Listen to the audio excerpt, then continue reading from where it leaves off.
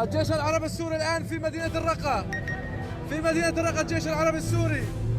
دوار حزيمة مباشر. الله أكبر.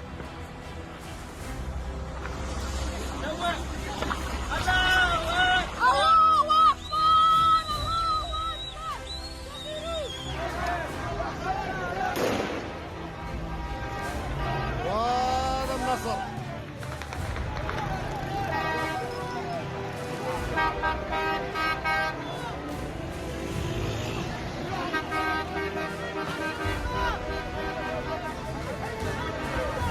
رسميا دخول الجيش العربي السوري إلى محافظة الرقة دوار أمن الدولة.